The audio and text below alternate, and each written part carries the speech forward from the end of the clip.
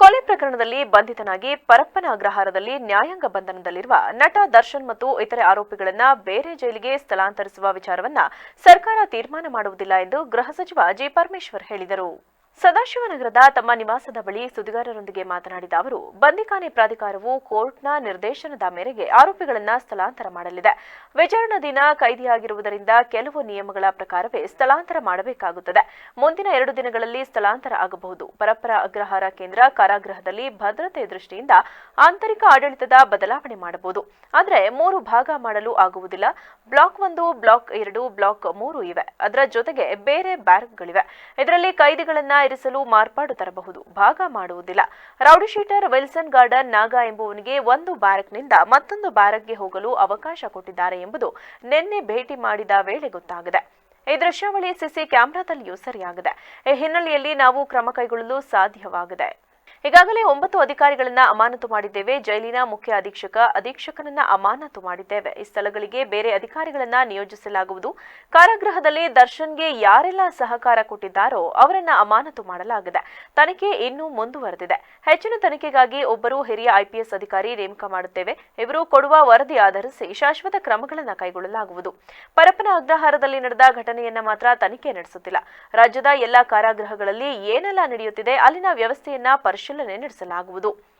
IPS ಅಧಿಕಾರಿ ನೇತೃತ್ವದಲ್ಲಿ ಸಮಿತಿ ರಚಿಸಿ ವರದಿ ತರಿಸಿಕೊಳ್ಳಲಾಗುವುದು. ಹೆಂಡಗಲ ಜೈಲಿಗೆ ಭೇಟಿ ನೀಡಿದಾಗ ಕೆಲವು ಲೋಪದೋಷಗಳು ಕಂಡುಬಂದಿತ್ತು, ಕ್ರಮ ಕೈಗೊಳ್ಳಲಾಗಿತ್ತು. ಶಿವಮೊಗ್ಗ, ಮಂಗಳೂರು ಕಾರಾಗೃಹ ಎಲ್ಲವನ್ನ ಪರಿಶೀಲಿಸಲಾಗುವುದು ಎಂದರು.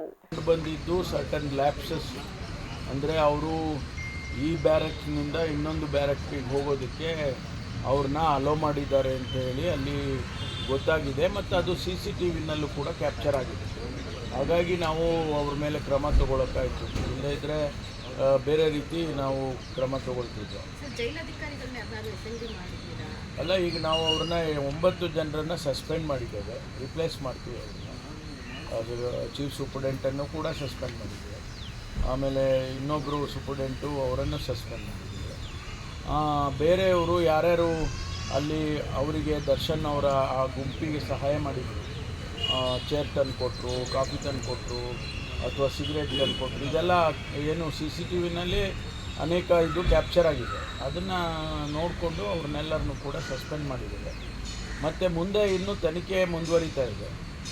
ಈಗಾಗಲೇ ಇವತ್ತು ಬಹುಶಃ ಒಂದು IPS ಆಫೀಸರ್ಗೆ ಫರ್ದರ್ ಎನ್ಕ್ವೈರಿ ಮಾಡೋದಕ್ಕೆ ನೇಮಕ ಮಾಡ್ತೀವಿ. ಅವರು ಏನೆಲ್ಲ ಫೈಂಡಿಂಗ್ಸ್ ಬರುತ್ತೆ ನೋಡಿಕೊಂಡು ಪರ್ಮನೆಂಟ್ ಸೊಲ್ಯೂಷನ್ಸು ಕೆಲವನ್ನ ಮಾಡಬೇಕಾಗುತ್ತೆ. ಅದನ್ನು ಆ ವರದಿ ಬಂದ ಮೇಲೆ ಮಾಡ್ತೀವಿ. 2020ನಲ್ಲಿ ಒಂದು ವರದಿಯನ್ನು ನೀಡಲಾಗಿತ್ತು, ಅಂದರೆ ಜೈಲು ಸುಧಾರಣೆಗಳ ಬಗ್ಗೆ.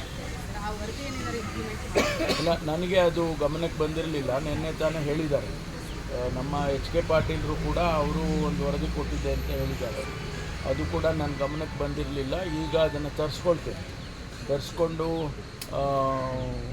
ನಾವು ಹಿಂದೆ ನ್ಯಾಷನಲ್ ಲೆವೆಲ್ನಲ್ಲಿ ಬಹುಶಃ ಒಂದು 10-12 ವರ್ಷದ ಹಿಂದೆ ಪೊಲೀಸ್ ರಿಫಾರ್ಮ್ಸು, ಪ್ರಿಸನ್ ರಿಫಾರ್ಮ್ಸು ಅಂತೇಳಿ ಅವೆಲ್ಲ ಡಾಕ್ಟರ್ ಮನಮೋಹನ್ ಸಿಂಗ್ ಅವರು ಇದ್ದಂಥ ಕಾಲಕ್ಕೆ ಒಂದು ಕಮಿಟಿ ಮಾಡ್ತಾಯಿದ್ವಿ.